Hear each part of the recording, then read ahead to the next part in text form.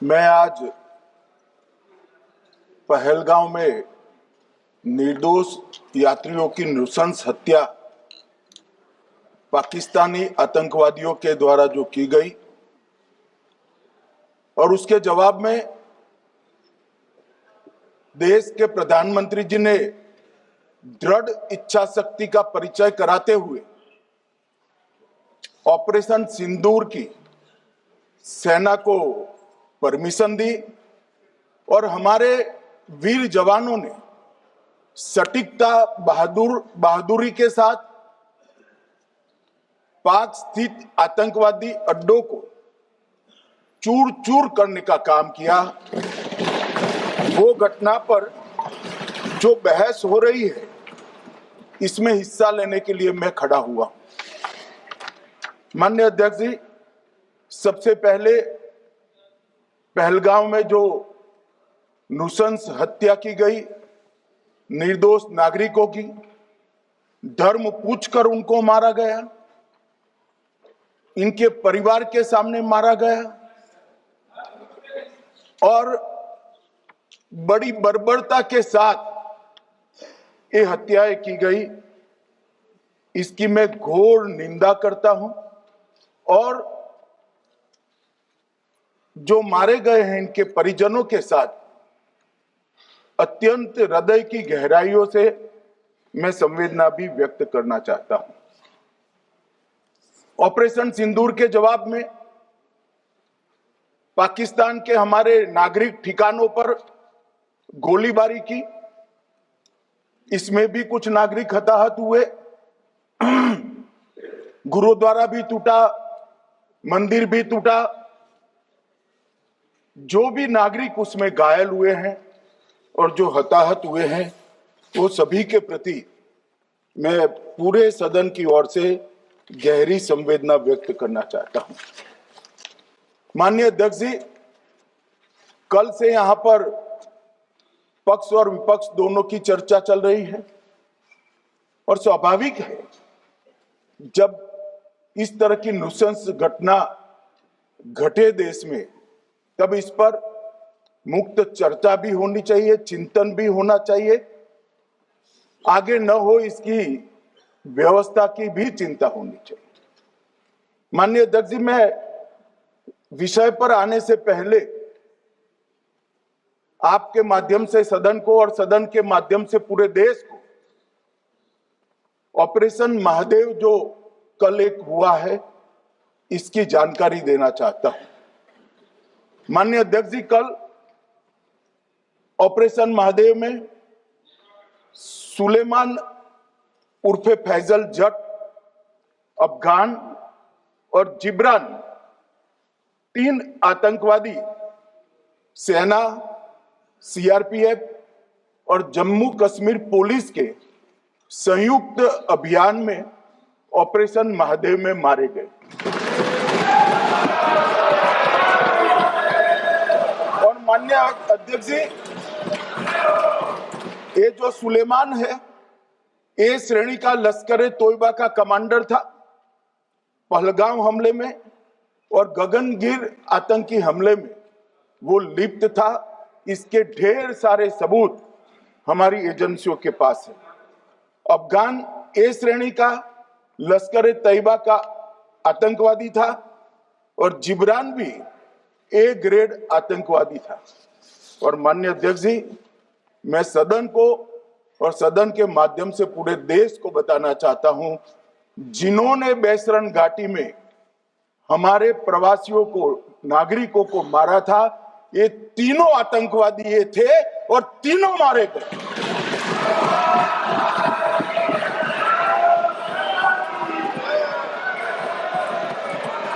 और मान्यवर, मैं आज इस सदन के माध्यम से सेना के पैरा 4, सीआरपीएफ के सारे जवान जो अभियान में शामिल थे और जम्मू कश्मीर पुलिस के जो जवान थे, वो सभी को सदन और पूरे देश की ओर से बहुत बहुत साधुवाद देना चाहता हूं। माननीय अध्यक्ष जी, मैं इस ऑपरेशन महादेव के बारे में थोड़ा डिटेल में बताना चाहूंगा। ऑपरेशन महादेव की शुरुआत 22 मई 2025 को, एक प्रकार से तो जिस दिन हत्या हुई थी उसी दिन रात को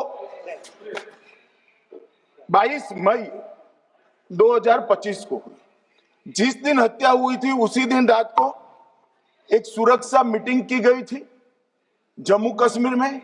ये पूछ रहे थे, कोई गए नहीं, सिर्फ राहुल गांधी गए। अब आपकी आंख कौन से चश्मे से देख रही है मुझे मालूम नहीं माननीय अध्यक्ष जी। 1 बजे हमला हुआ, मैं 5:30 बजे श्रीनगर में उतर चुका था। माननीय अध्यक्ष जी, अरे सुनो सुनो, मैं बताता हूँ ना 22 में, सुनो ना प्लीज, धैर्य रखकर सुनो, हमने आपको नहीं टोका है, सुनना पड़ेगा भाई, ऐसे नहीं चलेगा। माननीय अध्यक्ष जी, नहीं, पर बैठे बैठे मत बोलिए आप भी। माननीय अध्यक्ष जी,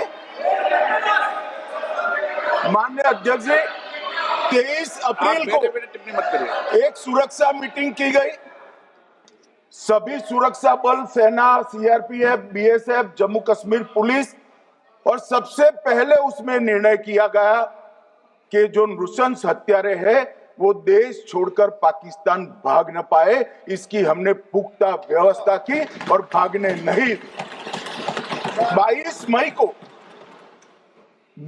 मई को आईबी के पास एक ह्यूमन इंटेल आई और एक क्षेत्र के अंदर, दाची गांव क्षेत्र के अंदर आतंकवादियों की उपस्थिति की सूचना मिली।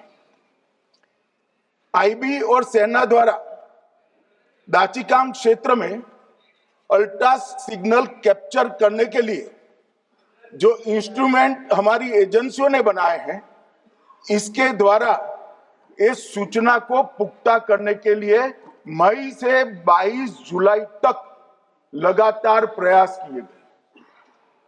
ठंड में ऊंचाइयों पर हमारे सेना के अधिकारी पैदल इनके सिग्नल प्राप्त करने के लिए घूमते रहे, आईबी के अफसर भी घूमते रहे, सीआरपीएफ भी घूमती रही, और मान्यवर 22 जुलाई को हमें सफलता मिली। सेंसर्स के माध्यम से आतंकवादी होने की पुष्टि मिल गई।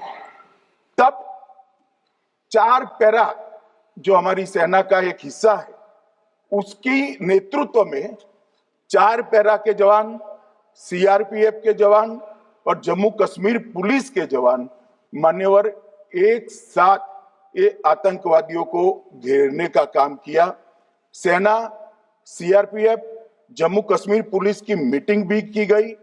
जो 5 ह्यूमन एसेट से उनको भी वहां भेजा गया, और कुल मिलाकर कल जो ऑपरेशन हुआ, इसमें हमारे निर्दोष नागरिकों को मारने वाले तीनों आतंकी मौत के घाट उतार दिए। मान्यवर, तीनों के नाम मैंने बताए हैं, सुलेमान उर्फे फैजल जट, अफगान और जिब्रान। मान्यवर, वो तो एक आशंका थी कि यही लोगों ने घटना की, मगर मैं बाद में एनआईए की जांच पर आता हूं, एनआईए ने पहले से ही इनको, जिन्होंने आसरा लिया था, वो लोगों को गिरफ्तार कर रखा था। उनको खाना पहुंचाने वाले लोगों को अपने कब्जे में रखा था। तो जब आतंकवादियों के शव श्रीनगर आए, इनसे पहचान कराई गई। 4 लोगों ने पहचान लिया, यही 3 लोग थे जिन्होंने पहलगांव में आतंकी घटना को, मगर हमने इस पर भी भरोसा नहीं किया मान्यवर, कोई जल्दबाजी नहीं की। हमने जो आतंकी घटना स्थान से कारतूस मिले थे, वो कारतूस का एफएसएल रिपोर्ट पहले से करा कर रखा था, और चंडीगढ़ सेंट्रल एफएसएल के अंदर बैलिस्टिक रिपोर्ट के आधार पर उनका रिपोर्ट तैयार था। जब ये कल आतंकवादी मारे गए, इनकी 3 राइफलें पकड़ी गई, एक M9 अमेरिकन राइफल थी और 2 AK-47 राइफल थी। जो कारतूस मिले थे वो भी M9 और AK-47 के भी थे, मगर हमने इससे भी संतोष नहीं माना। ये राइफलों को एक विशिष्ट विमान के द्वारा कल रात को 12 बजे चंडीगढ़ पहुंचा गया और पूरी रात फायरिंग कर कर इसके भी खाली खोखे जनरेट किए गए। 2 खोखों का मिलान किया गया, राइफल की नाली और निकले हुए खोखों का भी मिलान हो गया। तब ये तय हो गया कि इन्हीं 3 राइफलों से हमारे निर्दोष नागरिक मारे गए। और मान्यवर, आज मैं सदन को बताते हुए बहुत खुश हूं। मोदी जी ने ऑपरेशन सिंदूर कर आतंकवादियों को जिन्होंने आतंकवादियों को भेजा था उनके आकाओं को जमीन में मिलाने का काम किया था। सेना और CRPF ने वो आतंकवादियों को भी समाप्त कर दिया। और मान्यवर,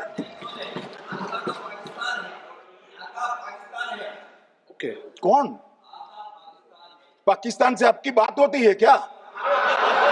अरे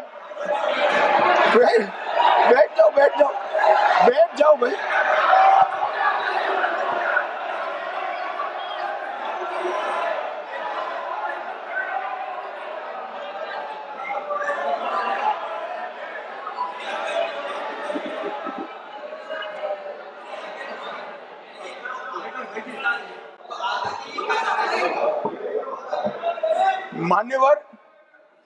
मान्यवर, मैं बताता हूं कैसे इनके आका मारे गए, वो भी नाम के साथ बताता हूं, जगह के साथ बताता हूं, घंटे, मिनट और सेकंड के साथ बताता हूं।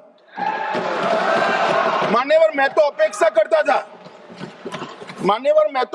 करता था कि जब ये सूचना सुनेंगे पक्ष विपक्ष में खुशी की लहर दौड़ जाएगी, मगर ये स्याही पड़ गई इनके चेहरे। क्या है मान्यवर, किस तरह की पॉलिटिक्स?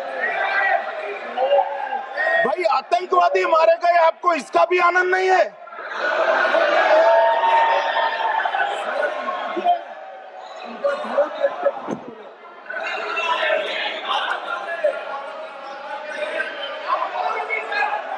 अखिलेश जी बैठ जाइए, मेरा पूरा जवाब सुनिए, आपका सब जवाब आ जाएगा। भाई, आप आतंकवादियों का धर्म देखकर दुखी मत होइए।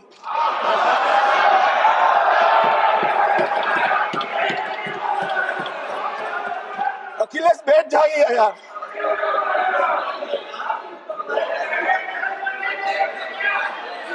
अखिलेश जी बैठ जाइए। मान्यवर, किसी को संशय रखने की जरूरत नहीं है। बैलिस्टिक रिपोर्ट मेरे पास है, मेरे हाथ में है और 6 वैज्ञानिकों ने इसको क्रॉस चेक किया है। सुबह 4:46 पर फोन पर मुझे 6 ने वीडियो फोन पर कहा है कि 100% वही गोलियां हैं जो वहां चलाई। मान्यवर, ये हमारे देश की सेना, CRPF और जम्मू कश्मीर पुलिस, ये तीनों का एक साझा बहुत बड़ा कामयाबी है, जिस पर 140 करोड़ को नाज होना चाहिए, देश की जनता को नाज। मान्यवर, मैं तो गया था वहां पर जब ये घटना हुई। दूसरे दिन इनके परिजनों को मिला था। 6 दिन की शादी वाली बच्ची विधवा होकर मेरे सामने खड़ी थी। आज तक मैं वो दृश्य नहीं भूल सकता। मगर आज सारे परिजनों को मैं कहना चाहता हूं कि मोदी जी ने ऑपरेशन सिंदूर से भेजने वालों को भी मारा और हमारे सुरक्षा बलों ने जिनको भेजा था उनको भी मारा और एक ऐसा सबक सिखाया है कि आने वाले कई दिनों तक कोई ऐसी हिम्मत नहीं कर पाएगा। मान्यवर, मैं थोड़ा NIA की जांच के बारे में भी बताना चाहूंगा। मान्यवर, जिस दिन लश्कर ए तोयबा ने और इसके आउटफिट TRF ने इसकी जिम्मेदारी ली, उसी दिन हमने तय कर लिया था कि ये जांच एनआईए को सौंप दी जाएगी, क्योंकि एनआईए आतंकवाद के केसों की जांच के लिए, वैज्ञानिक तरीके से जांच करने के लिए और सजा कराने के लिए महारत हासिल की हुई विश्व मान्य एजेंसी है, जिसका सजा कराने का दर 96% से ज्यादा है। मान्यवर, हमने तुरंत ही इसकी जांच एनआईए को दे दी। हमने पूरी व्यवस्था की, सेना, बीएसएफ, सीआरपीएफ और जम्मू कश्मीर पुलिस ने ये लोग देश छोड़कर भाग न जाए। और मान्यवर, इसकी जांच की शुरुआत हुई। एक थकाने वाली बहुत लंबी जांच हुई है। जांच के दौरान मृतक के परिजन जो साथ में थे, उनको सभी को चर्चा किए गया। पर्यटकों, खच्चर वालों, पोनी वालों, फोटोग्राफर, कर्मचारियों, विभिन्न दुकान में काम करने वाले लोगों, कुल मिलाकर 1055 लोगों की लंबी 3000 घंटे से ज्यादा पूछताछ इंफॉर्मेशन के लिए की गई और इस सबको वीडियो पर रिकॉर्ड कर दिया गया। और बाद में इसके आधार पर स्केच बनाया गया और ढूंढते 22/6/25 को एक बशीर की पहचान की गई और परवेज की पहचान की गई, जिन्होंने आतंकवादी घटना के अगले दिन आतंकवादियों को शरण दी थी। उनको अपने ढोक में रखा था। वो दोनों को गिरफ्तार कर लिया गया। अब वो हमारी कस्टडी में है। दोनों गिरफ्तार अपराधियों ने खुलासा किया कि 21/4/25 की रात को 8 बजे 3 आतंकवादी बेसरन से लगभग 2 किलोमीटर दूर स्थित परवेज ढोक में आए थे। आतंकवादियों के पास AK-47 और M9 कार्बाइन थी। जो 2 आतंकवादियों ने काली पोशाक पहनी थी और एक ने छद्म वेश किया था।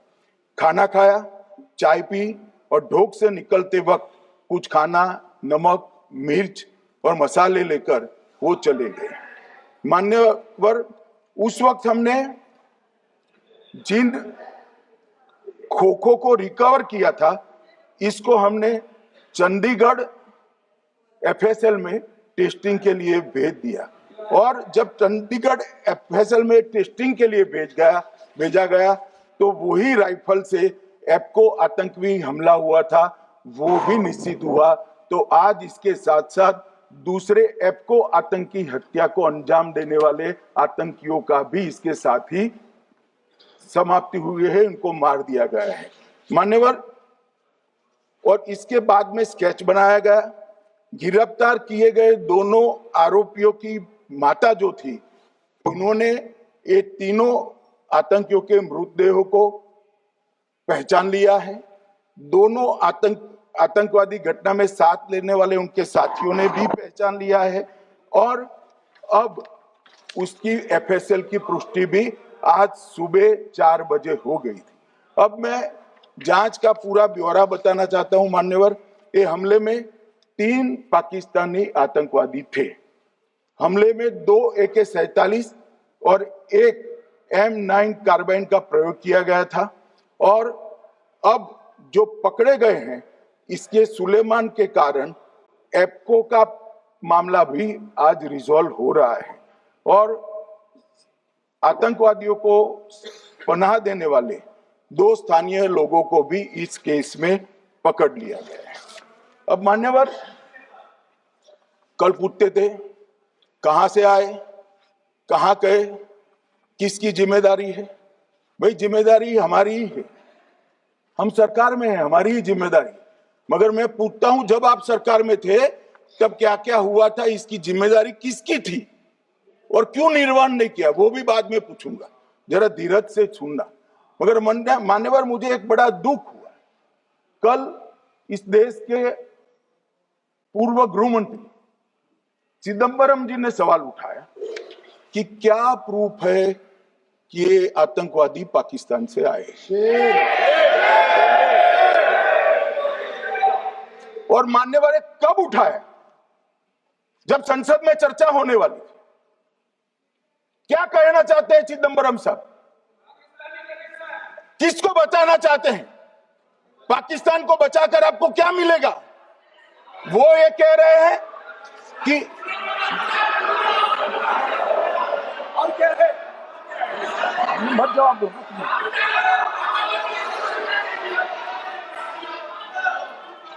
मान्यवर, हमारे पास, मैं आज चिदम्बरम साहब को कहना चाहता हूं, मैं आज चिदम्बरम साहब को आपके माध्यम से कहना चाहता हूं, हमारे पास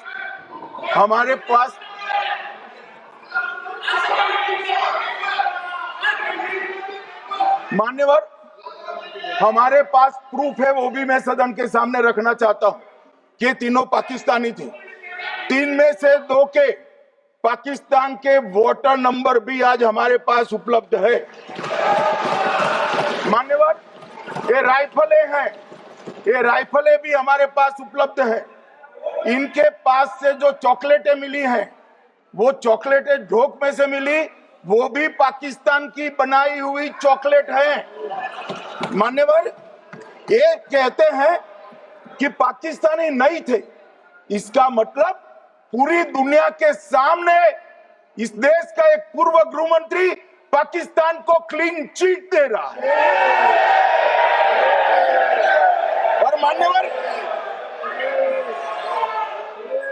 और मान्यवर, वो पाकिस्तानी आतंकवादी नहीं थे, ऐसा बोलकर श्री चिदम्बरम अगर पाकिस्तानी आतंकवादी नहीं थे तो पाकिस्तान पर हमला क्यों किया, वो भी सवाल खड़ा कर रहे हैं। मान्यवर, आज पूरी दुनिया ने हमारे संसद सदस्य गए थे, स्वीकारा था कि हमला पाकिस्तान ने किया है। और इस देश का गृह मंत्री जो कांग्रेस पार्टी से आता है, वो कहता है कि क्या सबूत है। अरे मुझसे मांगते, मैं दे देता, टीवी से मांगते हैं, पूरी दुनिया के सामने उजागर करते हैं, सब सुबह खड़ा करते हैं। पाकिस्तान को बचाने का इनका ये षड्यंत्र आज 130 करोड़ लोग जान रहे हैं। बच नहीं पाओगे आप लोग, बच नहीं पाओगे। मान्यवर,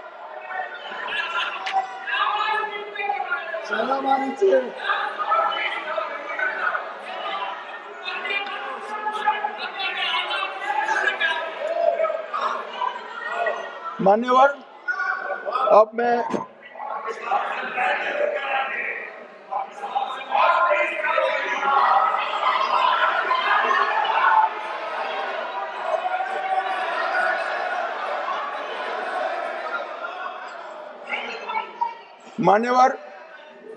अब मैं पहलगांव आतंकी हमला और ऑपरेशन सिंदूर, ये दोनों घटनाक्रम के लिए मान्यवर ये अभी से थक जाते हैं।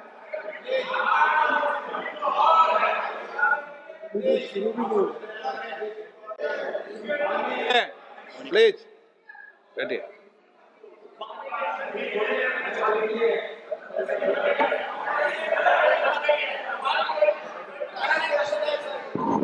मान्यवर, मैं आपके माध्यम से कहना चाहता हूं, थोड़ा धैर्य रखे भैया, अभी तो शुरू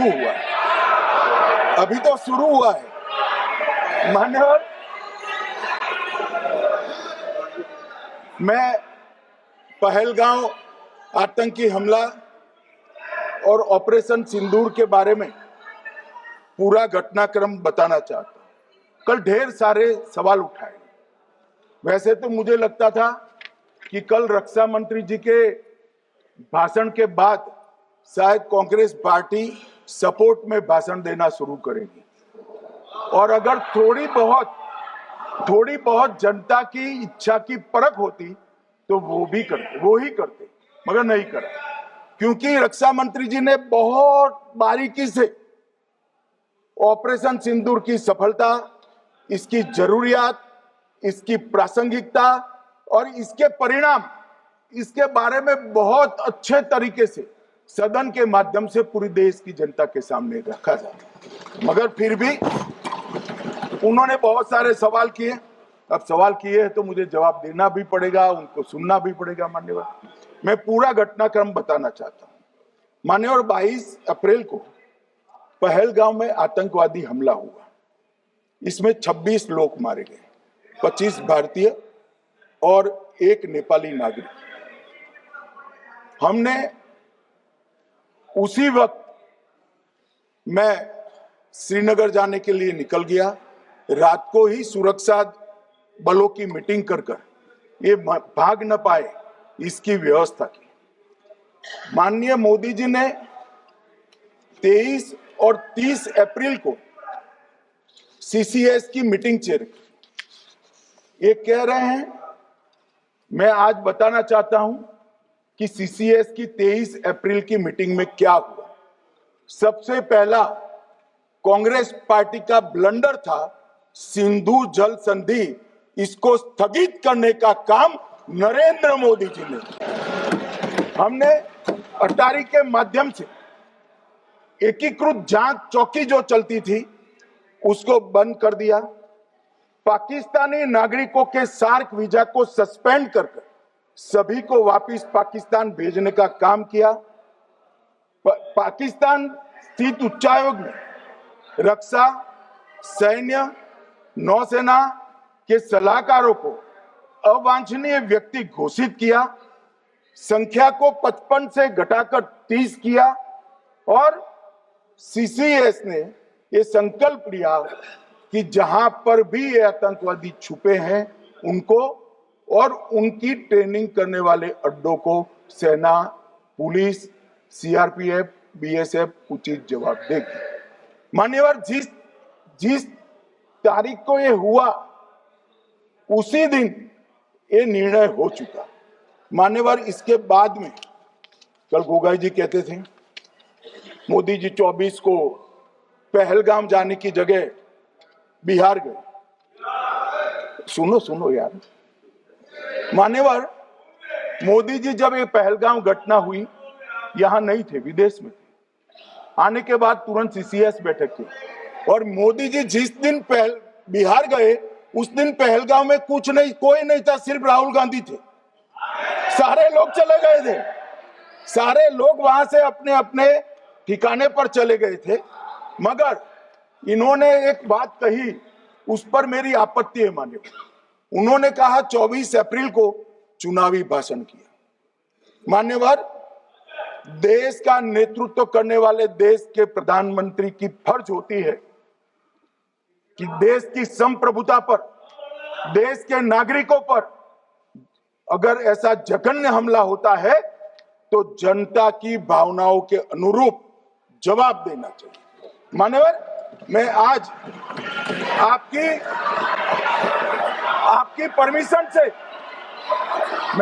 परमिशन से मोदी जी के बिहार भाषण के कुछ अंश पढ़ना चाहता हूं।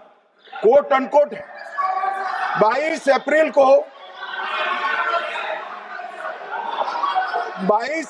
को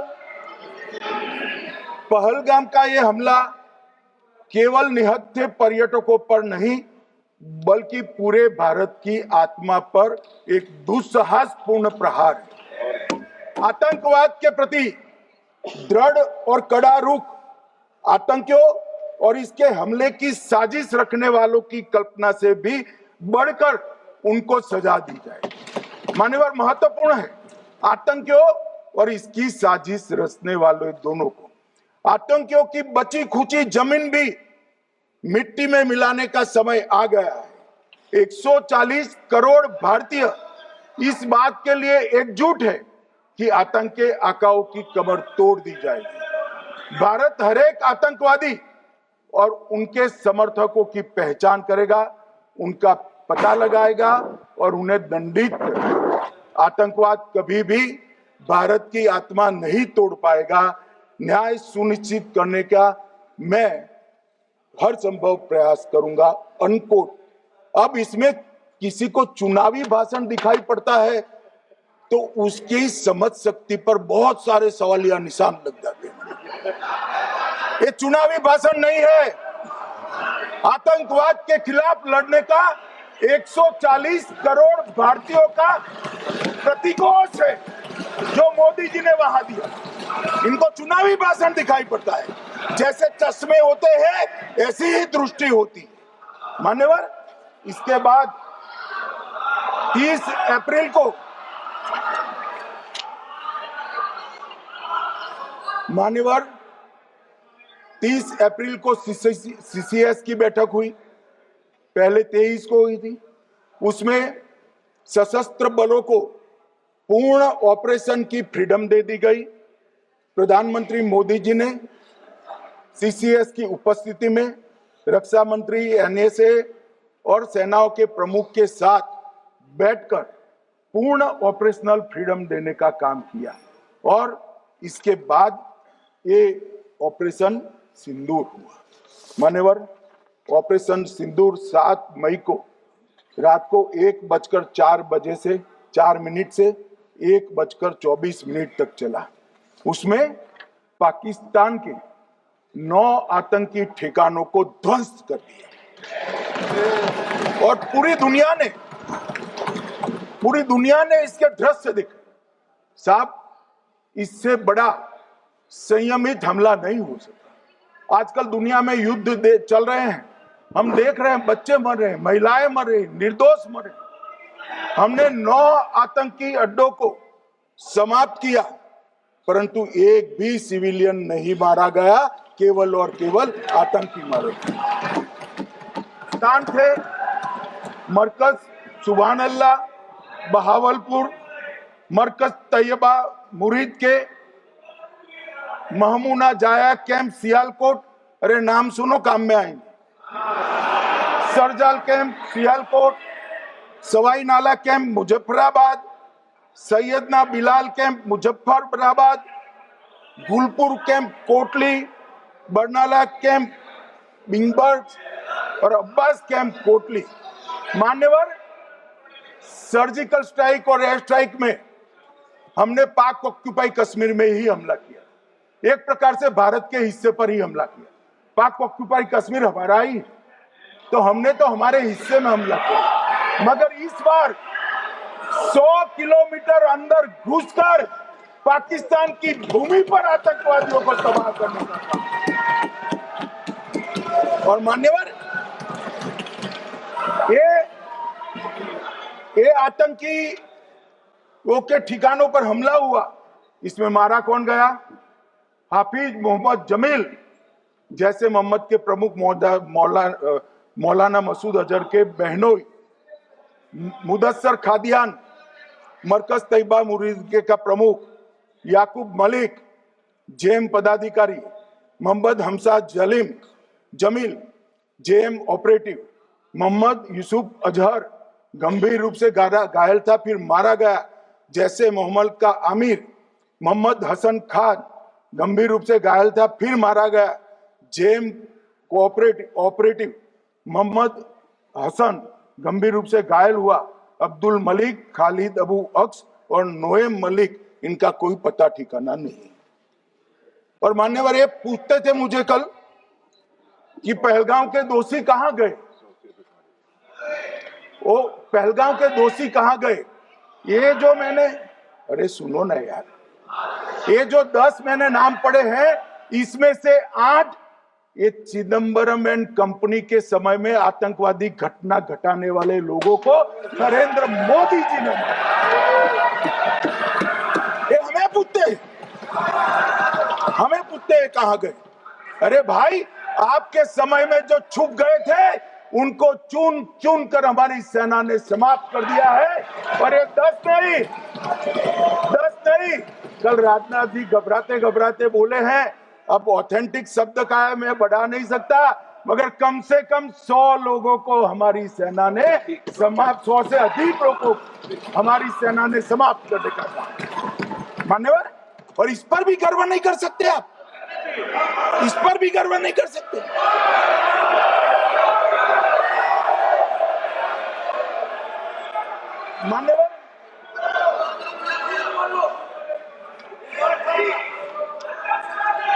मान्यवर 7 मई को 1:26 पर 22 मिनट पर ये हमारा काम समाप्त हो गया। हमारे डीजीएमओ ने उनके डीजीएमओ को बता दिया कि भाई, हमने आतंकवादी हमलों पर स्थानों पर सिर्फ हमला किया है, इनके हेडक्वार्टर पर हमला किया है, जो हमारा आत्मरक्षा का अधिकार है। पूरी दुनिया इसको एक्नॉलेज करती है। ऐसा नहीं हो सकता है मनमोहन सिंह के समय की तरह कि वो आकर मारेंगे और हम चुपचाप बैठे रहेंगे और जाकर चर्चा करेंगे। नरेंद्र मोदी सरकार, ऐसा नहीं हो सकता। डोजियर भेजते रहेंगे। मान्यवर, उरी में हमला हुआ, हमने सर्जिकल स्ट्राइक किया। पहलगाम में हमला हुआ, एयर स्ट्राइक करा, और अरे पुलवामा में हुआ, एयर स्ट्राइक करा, और पहलगाम में हमला किया। 100 किलोमीटर अंदर जाकर 9 अड्डों और 100 से ज्यादा आतंकवादी को समाप्त। मान्यवर, अब देखें, हमने तो हमला किया था पाकिस्तान स्थित टेररिस्ट ठिकानों। अब पाकिस्तान से गलती हो गई। टेररिस्ट ठिकानों पर जो हमला किया था उसको वो अपने पर का हमला मान लेते और पूरी दुनिया में कहते थे कि हमारा टेररिज्म से कोई लेन देन नहीं है।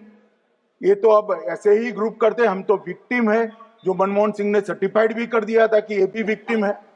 मान्यवर, मगर दूसरे दिन इनकी श्रद्धांजलि का कार्यक्रम हुआ और पाकिस्तान को मालूम नहीं पड़ा कि ये पूरी दुनिया देखेगी।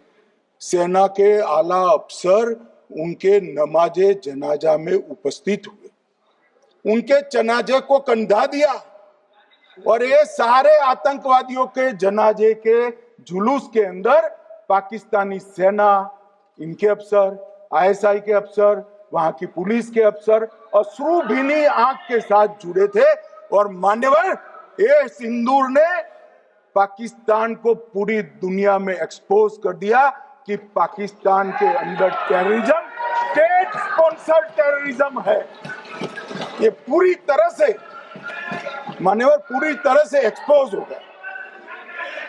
8 मई को पाकिस्तान ने हमारे रिहायशी इलाकों में हमला किया, हमारे सेना के अड्डों पर हमला किया, मगर एक भी मिसाइल से उनका कुछ नुकसान नहीं कर पाई।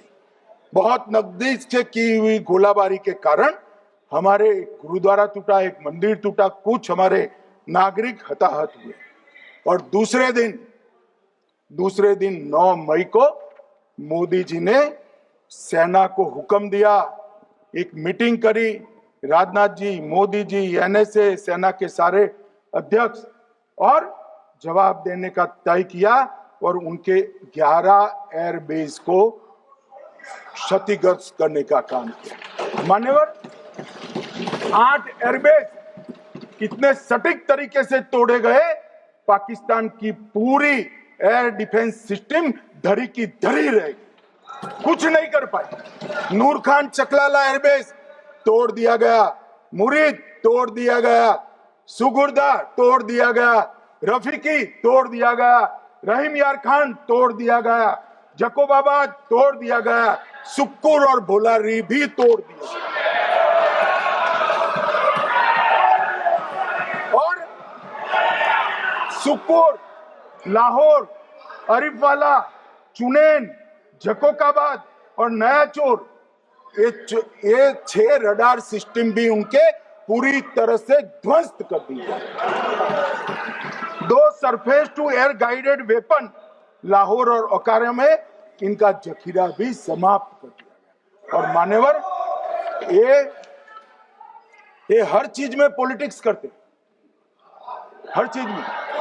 जब उन्होंने हमारे रिहायशी इलाकों पर हमला किया, फिर भी हमने इनके रिहायशी इलाकों पर हमला नहीं किया, सिर्फ इनके एयरबेस और एयर डिफेंस सिस्टम को निशाना बनाया और उनकी आक्रमण करने की क्षमता को पंगु कर रख दिया।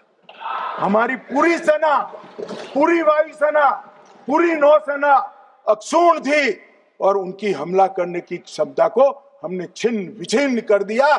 पाकिस्तान के पास शरण में आने के अलावा और कोई चारा ही नहीं था। इसलिए मान्यवर, इसलिए 10 मई को डीजीएमओ ने, पाकिस्तान के डीजीएमओ ने भारत के डीजीएमओ को फोन किया और 5 बजे हमने इस संघर्ष को विराम किया। अब मान्यवर,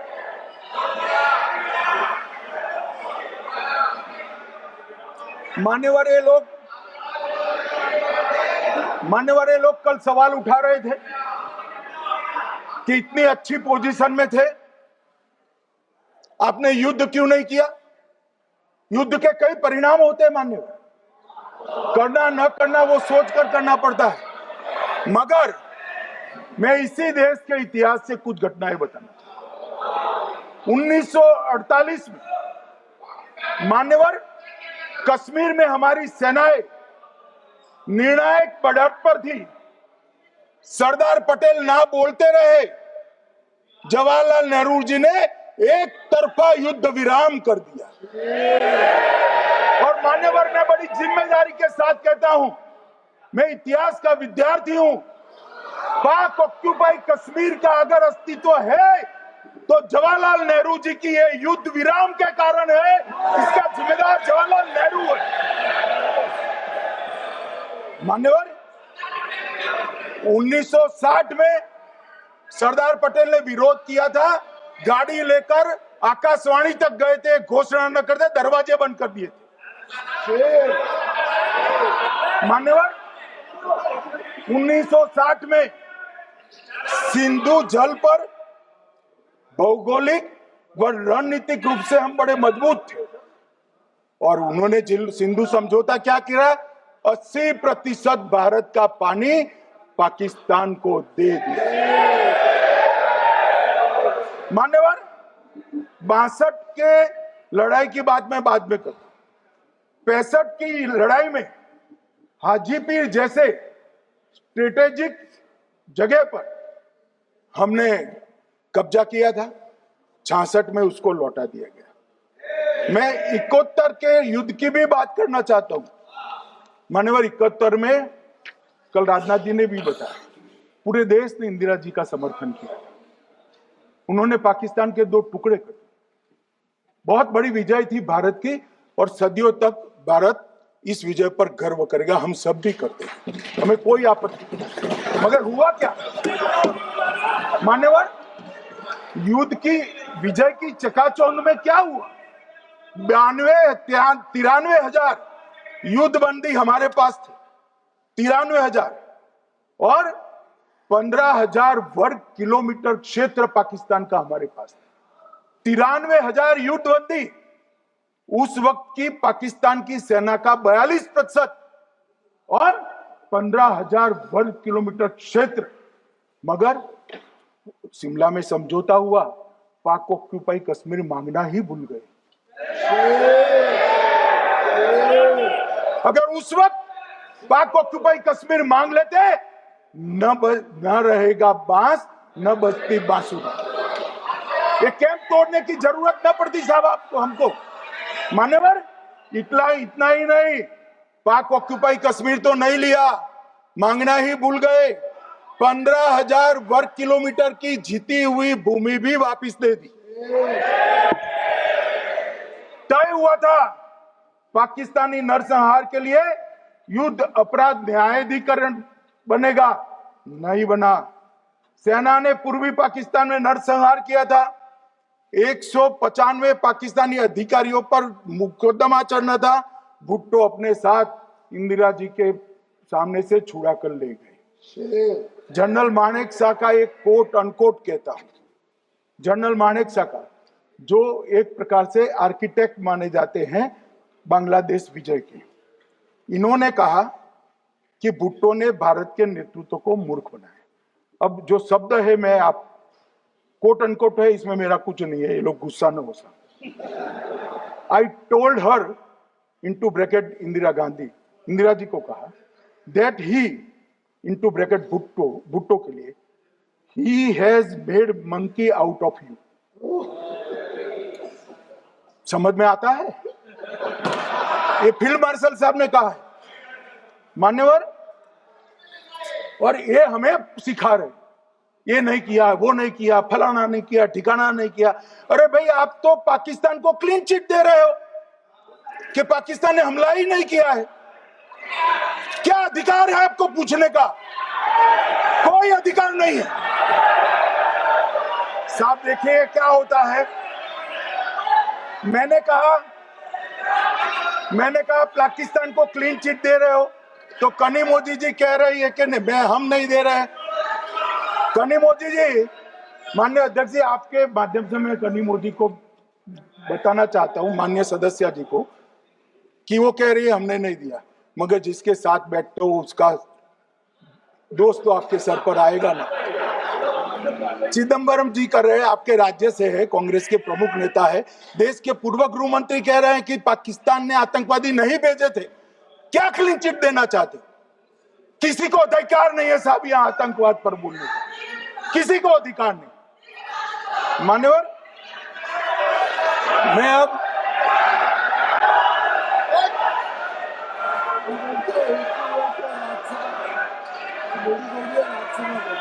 मान्यवर, मैं उनको बताना चाहता हूं, अभी आधा भी नहीं हुआ, जरा सुनो।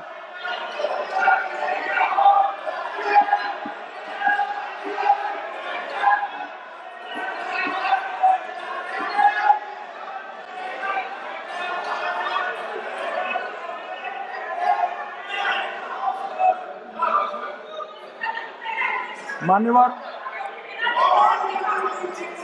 62 के चिन्ह में क्या हुआ, 62 के युद्ध में क्या हुआ? ये अभी कल कुछ कांग्रेस के सदस्य चीन का सवाल पूछ रहे थे, मैं आज पूछना चाहता हूं 62 के युद्ध में क्या हुआ? 38,000 वर्ग मीटर, पूरा सदन ध्यान से सुने, 38,000 वर्ग मीटर अक्साई चीन का हिस्सा चीन को दे दिया गया, और वर्ग किलोमीटर ही बोला, वर्ग किलोमीटर। और मान्यवर, ऐसी ही चर्चा उस वक्त सदन में हुई, मैं तो बड़ी गंभीरता से जवाब दे रहा हूं, मुझे बोलने नहीं देते। जवाहरलाल नेहरू जी ने क्या कहा? वहां घास का एक तिनका भी नहीं उगता है, वो जगह को क्या करे? तो एक संसद सदस्य ने, नेहरू जी का सर मेरे जैसा था, महावीर प्रसाद त्यागी जी ने कहा कि आपके सर पर भी एक बाल नहीं, वो चीन बेच दे क्या? मान्यवर इस तरह से जवाब देते थे, नॉन सीरियस टाइप के जवाब। और कल गोगोई जी बड़ा बड़ा उछल उछल कर बोल रहे थे। अरे गोगोई जी, आपको मालूम है उन्होंने चीन के बारे में, आसाम के बारे में क्या क्या था? आसाम को आकाशवाणी पर बाय बाय कह दिया। रिकॉर्डिंग है, रिकॉर्डिंग है।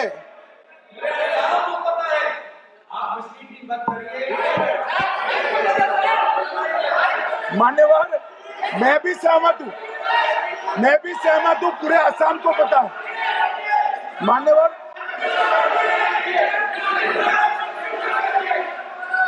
मान्यवर,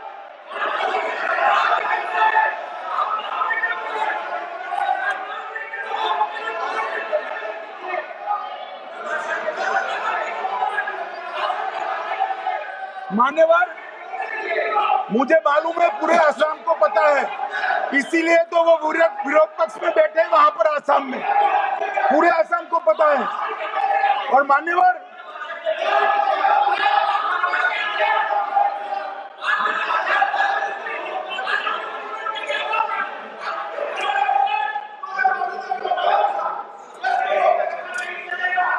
मान्यवर, मान्यवर, जोर से बोलने से सत्य को छिपाया नहीं जा सकता।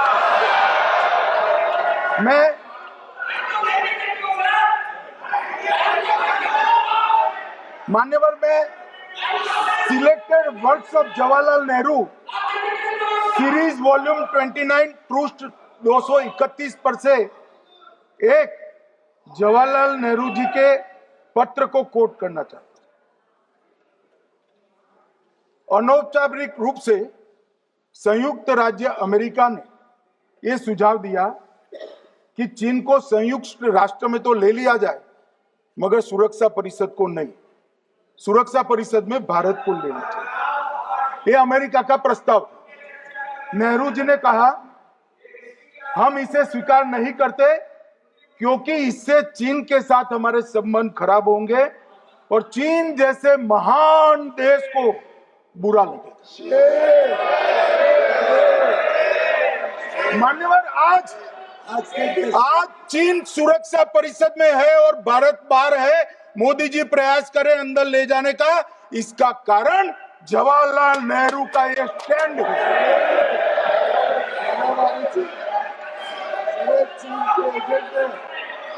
और मान्यवर, एक तो पीढ़ी दर पीढ़ी चलता आ रहा।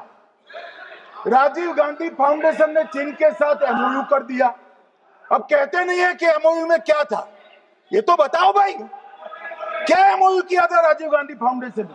और जब डोकलाम में हमारे सेना के जवान चीन की सेना के सामने आंख में आंख डालकर बैठे थे, वो चीन के राजदूत के साथ राहुल गांधी मीटिंग कर रहे थे। ये मान्यवर ऐसा नहीं है। जवाहरलाल नेहरू, सोनिया गांधी, राहुल गांधी, तीन पीढ़ी तक के चीन का प्रेम उतरता जा रहा है। मान्यवर,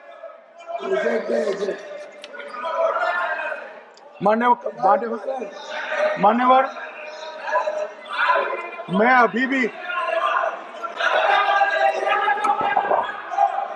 अभी भी एक बात इस महान सदन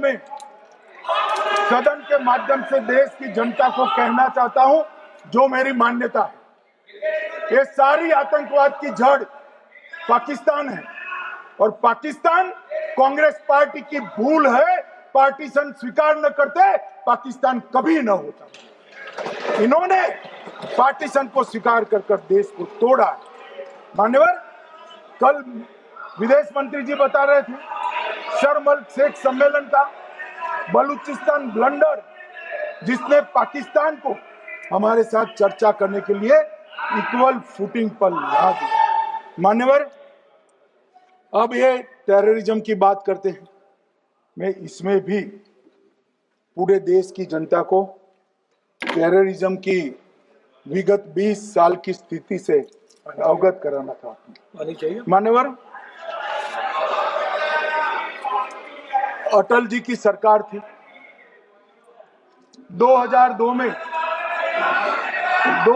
में टेररिज्म को समाप्त करने के लिए अटल जी की सरकार, एनडीए की सरकार, भाजपा सरकार पोटा का कानून लेकर आई। मान्यवर, मैं सदन को याद कराना चाहता हूं, पोटा कानून का विरोध किसने किया था? किसने किया? कांग्रेस पार्टी ने किया।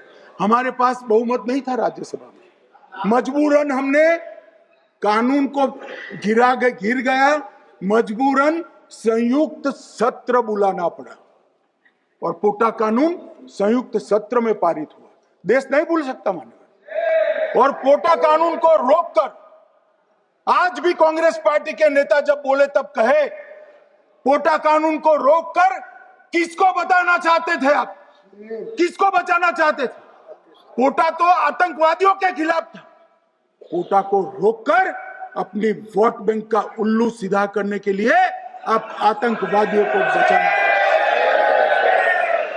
और मान्यवर, 2004 में अटल जी की सरकार गई, मनमोहन सिंह, सोनिया गांधी की सरकार आई। आते ही पहला काम क्या किया मान्यवर? पहली ही कैबिनेट में पोटा कानून को रद्द कर दिया। मैं फिर से पूछता हूं, किसके फायदे के लिए कांग्रेस पार्टी ने पोटा कानून रद्द किया? जवाब दीजिए जरा यहां पर। और मान्यवर, इसके बाद क्या हुआ? 2004 के दिसंबर में पोटा कानून रद्द हुआ। 2005 में अयोध्या में रामलल्ला के टेंट पर हमला हुआ, आतंकवादी मारे गए। मुंबई लोकल ट्रेन 2005 में रामलल्ला पर हमला, 6 में मुंबई ट्रेन में बम धमाके 187 लोग मारे गए। 2006 डोडा उधमपुर में हिंदुओं पर हमला, 34 लोग मारे गए। 2007 हैदराबाद 44 लोग मारे गए। 2007 यूपी लखनऊ वाराणसी 13 लोग मारे गए। रामपुर सीआरपीएफ कैंप, वहां पर हमला हुआ 2008 में। 2008 में श्रीनगर के आर्मी के काफिले पर हमला हुआ, 10 सुरक्षा बल मारे गए। मुंबई आतंकी हमला 2008 में हुआ, 246 लोग मारे गए। जयपुर में 8 बम धमाके हुए, 64 लोग मारे गए। 2008 में अहमदाबाद में 21 बम धमाके हुए, 57 लोग मारे गए। दिल्ली में 2008 में 5 धमाके हुए, 22 लोग मारे गए। और पुणे की जर्मन बेकरी 17 लोग मारे गए। वाराणसी में 10 में धमाका हुआ, 11 में मुंबई में 3 धमाके हुए, 27 लोग मारे गए। अब मैं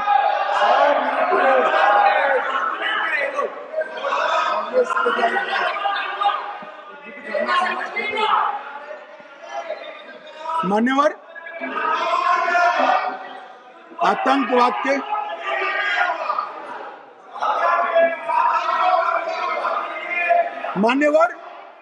आतंकवाद के खिलाफ लड़ाई होती, कभी वो हमला करते हैं, मगर सवाल ये है कि इन्होंने 5 से 11 के बीच में 27 जघन्य हमले किए, 1000 के करीब लोग मारे गए। आपने क्या किया? क्या किया आपने? जवाब दीजिए, क्या किया? और मैं राहुल गांधी जी को चैलेंज देना चाहता हूं, इन्होंने इस आतंकवादी हमलों के खिलाफ उनकी सरकार ने जो कदम उठाए, यहां खड़े रहकर हिम्मत से बताए देश की जनता को। कुछ नहीं किया मान्यवर। ये यहां से आतंकवादियों की फोटो पाकिस्तान भेजते रहे, डोजियर भेजते रहे। और मान्यवर ये कहते हैं कि आपके समय में भी हमले हुए। मैं उनको अंतर समझाना चाहता हूं, वो देख नहीं पा रहे। मान्यवर, हमारे समय में जो भी आतंकवादी घटना हुई, पाक प्रेरित और कश्मीर सेंट्रिक हुई। देश के हिस्से में 2014 से 2025 तक एक भी घटना नहीं हुई है मान्यवर।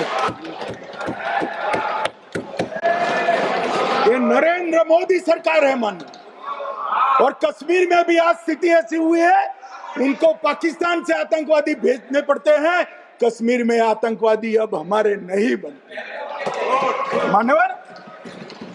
और मैं सलमान खुर्शीद जी को भी याद करना चाहता हूं। एक बार मैंने बड़े सवेरे में नाश्ता करता था, टीवी पर उनको रोते हुए देखा। मुझे लगा क्या हुआ, कोई बड़ी घटना हो गई। तो रोते रोते वो श्रीमती सोनिया गांधी के घर से बाहर आए कि बाटला हाउस की घटना देखकर सोनिया जी फूट फूट कर रो पड़ी। अरे रोना था तो शहीद मोहन शर्मा के लिए रोते, बाटला हाउस के आतंकवादियों के लिए रोना आता है। और मान्यवर, ये हमें पूछते हैं कि आपने क्या किया। कोई अधिकार नहीं है पूछने का, कोई अधिकार नहीं है मान्यवर। और ये हमें पूछते थे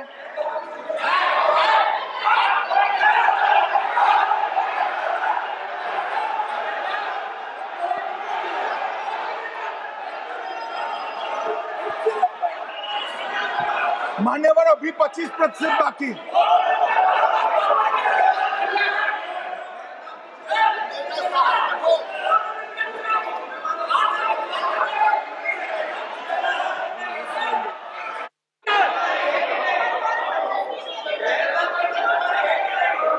बैठिए, जवाब दे रहे हैं ना आपका, जवाब दे रहे हैं आपका। पहलगांव के बाद जो घटनाक्रम घटित, उसका जवाब दे दिया ना माननीय गृह मंत्री जी ने। आपने पूछा आतंकवादियों क्या हुआ, आतंकवादियों का जवाब दे दिया। क्या पूछना चाहते हैं आप? आपने हर सवाल पूछा, हर सवाल जवाब सुनिए माननीय गृह मंत्री जी।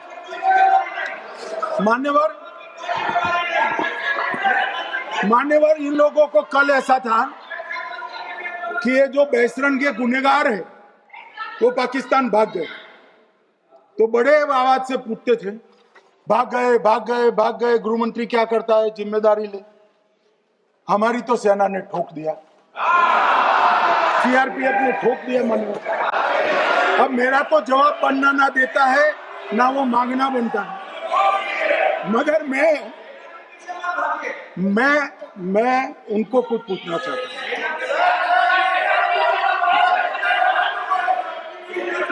मान्यवर,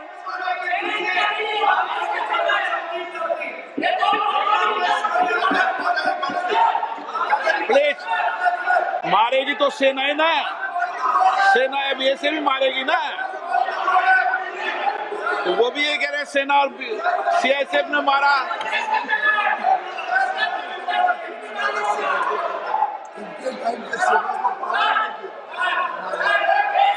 मान्यवर ये कहते हैं, साहब इसको बिठाओ जरा।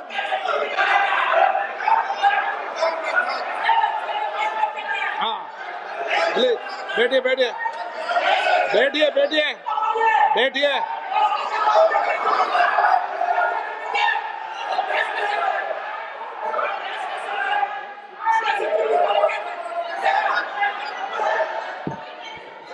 सबको मान्यवर, ये लोग मुद्दा उठाना चाहते हैं तो जरूर उठाए। मैं आज सुबह ही सलमान खुर्शीद जी का वो इंटरव्यू मेरे मोबाइल में रिजर्व कर आया हूं। आप जब भी कहोगे ये पूरे टीवी पर बताने के लिए मैं तैयार, सेव कर आया हूं। इनकी इच्छा है तो कल एक समय तय करिए, यहां बता दीजिए चारों टीवी में, और देश की जनता भी देखे।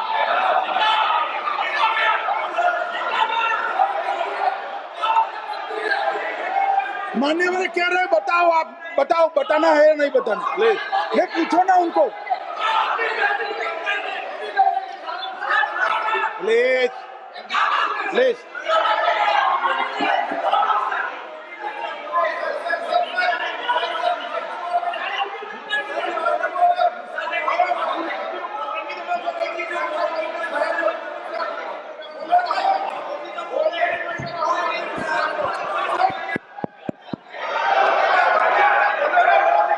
बिट्टू बैठ जा। मान्यवर ये पूछ रहे थे कि क्यों भाग गए। अब मेरा समय काफी जाएगा, मैं जरा संक्षिप्त में कहता हूं, घटनाओं पर नहीं जाऊं। दाऊद इब्राहिम कासकर 1986 में भागा, श्री राजीव गांधी की सरकार। सैयद सलाउद्दीन 93 में भागा, कांग्रेस की सरकार।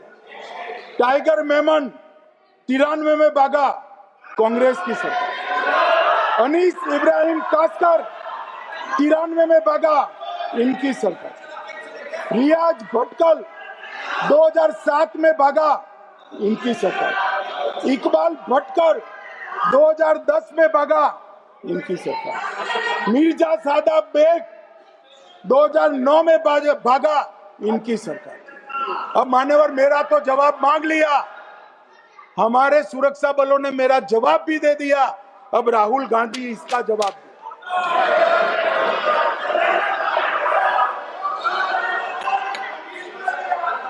मान्यवर अब मैं कश्मीर के विषय में मैं बात करना चाहता हूं। कल कहते थे कि गृह मंत्री ने भाषण किया था कि 370 की कलम जाएगी तो आतंकवाद कम हो जाएगा। क्या हो मान्यवर, मेरा हिसाब देना बनता है। हम भारतीय जनता पार्टी के कार्यकर्ता हैं, ये नरेंद्र मोदी जी की सरकार है, हम जवाबदेह होते हैं जनता के प्रति, संसद के प्रति और देश के हितों के प्रति।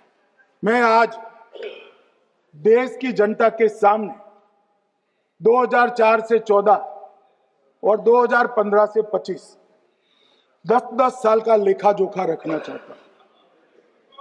2004 से 14 में अखंड सोनिया मनमोहन की सरकार थी 10 साल की, और 15 से 25 अखंड रूप से नरेंद्र मोदी जी की सरकार। कश्मीर में टेरर इंसिडेंट 7217 हुए थे 2004 से 14 में। 70% की कमी के साथ 2150 हो गए 1525। नागरिकों की मृत्यु 2004 से 14 में 1770 हुई, 2015 से 25 में कम होकर 357 हो गई, 80%। सिक्योरिटी फोर्सेस की मृत्यु 1060 हो गई उस वक्त, और हमारे समय में 542 हुई, और टेररिस्टों की मृत्यु में 123% की वृद्धि हुई। ये हमें पूछ रहे हैं क्या हुआ? आंकड़े से भाग नहीं सकते भाई, आंकड़े से भाग नहीं सकते। और अब मैं कहता हूं कि धारा 370 ने कश्मीर में आतंकवादी इकोसिस्टम को नष्ट कर दिया है, जिस धारा 370 को आपने इतने साल तक बचा। हमने जीरो टेरर प्लान बनाया है, एरिया डोमिनेशन प्लान बनाया है, मल्टी लेवल डिप्लॉयमेंट किया है, सुरक्षा जेलें बनाई हैं, 98% ट्रायल अब वीडियो पर हो रहे हैं, हमने संचार साधन बसाए हैं, और 702 फोन विक्रेता जेल में डाले, 2667 सिम कार्ड बने। हमने, एक जमाना था साहब 10-10 हजार लोगों के जनाजे निकलते थे, पूरे देश ने घटनाएं देखी होगी, बुरहान वानी मर गए, फला मर गए, ढिका मर गए, 10-10 हजार। अब जो मारा जाता है उसको वही दफना दिया जाता है। किसी भी आतंकवादी को उसका महिमा मंडन करने के लिए जनाजे की इजाजत नरेंद्र मोदी के शासन में नहीं। मान्यवर, आतंकवादियों के सगे वाले और समर्थक चुन चुन कर हमने नौकरियों से निकाले, पासपोर्ट रद्द कर दिए हैं, गवर्नमेंट कॉन्ट्रैक्ट रद्द कर दिए हैं, 75 से ज्यादा आतंकी समर्थकों को कोर्ट से ऑर्डर लेकर सरकार से बर्खास्त कर दिया गया है। बार काउंसिल उनके समर्थकों से भरी थी, सस्पेंड कर नया लोकप्रिय चुनाव हमने कराया है। मान्यवर, कई संगठन बैन करे, मैं बाद में बताता हूं। विशेष यूएपीए अदालतें बनाई, लगभग मार्च 22 से 25 के बीच में यूएपीए के 2267 मामले हमने जब्त किए हैं, दर्ज किए हैं, 374 कुर्की की है। और परिणाम क्या है मान्यवर? ये पूछ रहे हैं परिणाम क्या है? शुतुरमुख वृत्ति से अगर मिट्टी में सर रखकर बैठोगे तो कुछ नहीं, सूर्य भी नहीं दिखेगा। मान्यवर, परिणाम आया है। पहले ऑर्गेनाइज्ड टाउन पेल्टिंग साल की 2654 होती थी एवरेज इनकेस में। कितनी मान्यवर? 2654 पथराव होते हैं, 2024 में 0 हो गए। मान्यवर, ऑर्गेनाइज हड़ताल पाकिस्तान से ऐलान करते थे, घाटी बंद रहती थी। पाकिस्तान की भी हिम्मत नहीं है, घाटी में भी हिम्मत नहीं है। इनके समय में साल में 132 दिन घाटी बंद रहती थी, अब ऑर्गेनाइज हड़ताल 3 साल से 0 है। मान्यवर, टाउन पेल्टिंग में नागरिकों की मृत्यु हर साल 112 होती थी, 3 साल से नागरिकों की मृत्यु 0 है। मान्यवर, जख्मी होते थे 6235 लोग टाउन पेल्टिंग में, आज 0। मान्यवर, आज मैं बताता हूं, एक समय में हुर्रियत के नेताओं को यहां वीआईपी ट्रीटमेंट मिलती थी, हुर्रियत के साथ चर्चा करते थे, और ये हुर्रियत वाले आते थे, रेड कारपेट पूरा रोड खाली कर सीधा आता था, और मनमोहन सरकार के दूत इनके साथ चर्चा करते थे। सारे हुर्रियत के कंपोनेंट हमने बैन कर दिए हैं, सारे जेल की सलाखों के पीछे। हम कोई हुर्रियत से बात करना नहीं चाहते। मैं सदन में नरेंद्र मोदी जी की नीति दोहराना चाहता हूं। हुर्रियत टेररिस्ट संगठनों के आउटफिट है, हम इनसे बात नहीं करेंगे। हम अगर किसी से बात करेंगे तो घाटी के युवाओं के साथ बात करेंगे, हुर्रियत के साथ। मान्यवर, चुनाव के दौरान डर का माहौल होता था, अब 98.3% मतदान हुआ पंचायत चुनाव। कांग्रेस की बंद बहिष्कार का समय बंद हो गया। सेपरेटिस्ट बात करना चाहते थे, अब वो नहीं कर सकते। और मान्यवर 2019 के बाद हमने कितने संगठन बैन करे, मैं बोलना चाहता हूं, थोड़ा समय चाहिएगा मान्यवर। The TRF, people's anti fascist front, Tehreek ul Mujahideen, Jamaatul Mujahideen Bangladesh Hindustan, Jammu Kashmir Ghaznavi force, Khalistan tiger force, Hizb ut Tahrir, जमाते इस्लामी, जो जमाते इस्लामी ने पूरे पाकिस्तान के अंदर एक प्रकार से अलगाववाद का जहर घोला, वो जमाते इस्लामी आज बंद कर दिया गया। Jammu Kashmir liberation front, Jammu Kashmir democratic freedom party, Muslim league Jammu Kashmir, Tehreek Hurriyat, Muslim conference Sumji गुट, Jammu Kashmir national front, Jammu Kashmir people's freedom league, Jammu Kashmir people's league, Jammu Kashmir Ittehadul Musalman Awami action committee, Sikh for justice और पॉपुलर फ्रंट ऑफ इंडिया को भी हमने बैन किया। और ये शांति ऐसे नहीं हुई है। और ये कहते हैं कि एक भी घुसपैठ नहीं होती है। कभी गए हो आप पाकिस्तान? तो कई बार गए हो गया, सीमा पर गए हो पाकिस्तान, तो कई बार गए हो। फिर से बोलता हूं, सीमा पर गए हो, सीमा के माध्यम से पाकिस्तान गए हो। हमारे जवानों की कठिनाई देखो साहब, -43 डिग्री में पहाड़ पर रहकर नदी नालों के बीच में चौकी करते हैं। कोई घुस गए तो क्या हुआ?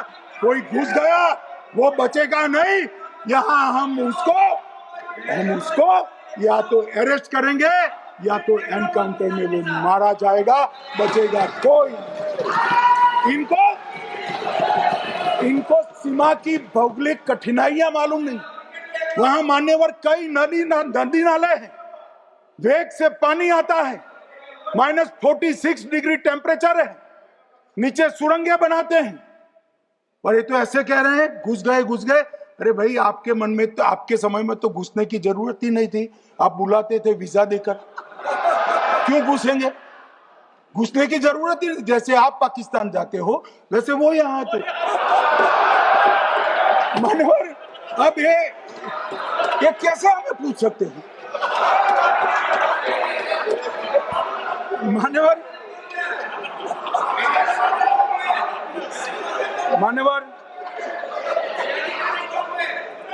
मैं समझ रहा हूं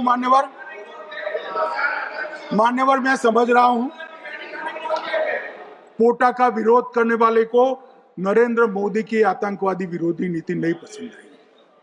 मैं समझ रहा हूं पोटा रद्द करने वाले को नरेंद्र मोदी जी की एंटी टेरर नीति पसंद नहीं आई। मैं समझ रहा हूं टेररिस्टों का बचाव कर वोट बैंक बनाने वालों को एक कोई नीति पसंद नहीं आएगी। मानवर, इसका विरोधी होना है। परंतु मैं आज एक बात यहाँ सदन के सामने आपके माध्यम से सदन को और दुनिया को बताना चाहता हूँ। मानवर, ये नरेंद्र मोदी सरकार है टेररिज्म के खिलाफ हमारी जीरो टॉलरेंस की नीति है, ऑफर है, और हम विजयी हो।